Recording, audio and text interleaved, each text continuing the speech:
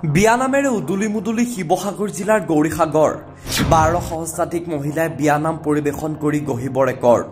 বিহু আৰু ঝুমুৰৰ পাছত অসম ৰেকৰ্ডছ বুকছত নাম খোদিত কৰাৰ বাবে প্ৰস্তুতি একাংশ মহিলাৰ। চৰকাৰৰ পৃষ্ঠপোষকতা অবিহনে বিয়ানামৰ জৰিয়তে অসম বুকছত নাম খোদিত কৰাৰ বাবে পূৰ্ণ প্ৰস্তুতি শিৱসাগৰ জিলাৰ একাংশ মহিলাৰ। ৰঙালী বিহুৰ পূৰ্বে 12 সহস্ৰাধিক মহিলাই বিয়ানাম পৰিবেশন কৰি গঢ়িব ৰেকৰ্ড।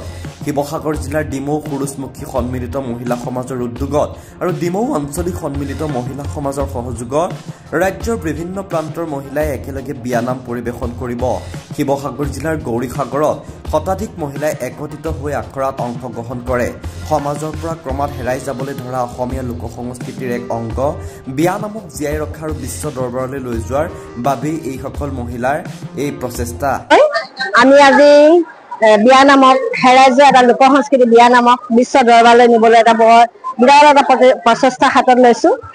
সেয়েহেতু আমাৰ অসমৰ শদিয়াৰ পৰা ধুবুৰীলৈকে যিমানখিনি আই আছে আয়তী আছে বিয়ানামৰ লগত যিসকল সহযোগ কৰি লাগি আছে আমাৰ লগত অনবৰতে, আজি আমি ইয়াতে গৌৰীসাগৰ বজাৰত আমি বজাৰ ঘৰতে অনুশীলন দিয়াৰ ব্যৱস্থা এটা কৰিছিলো। আজি 200 গৰাকী হ'ল। সেয়েহেতু এই 200 গৰাকী আয়তীয়ে নিজৰ নিজৰ ঠাইত গৈ পেলাই সকলোৱে অনুশীলন দিবগৈ, আখৰা দিবগৈ। গতিকে এটা সুন্দৰভাৱে আমাৰ যাতে বিয়ানামে বিশ্ব দৰবাৰত স্থান পায় তাৰ বাবে প্ৰভু ভগৱন্তৰ ওচৰত প্ৰাৰ্থনা জনাইছো। ধন্যবাদ।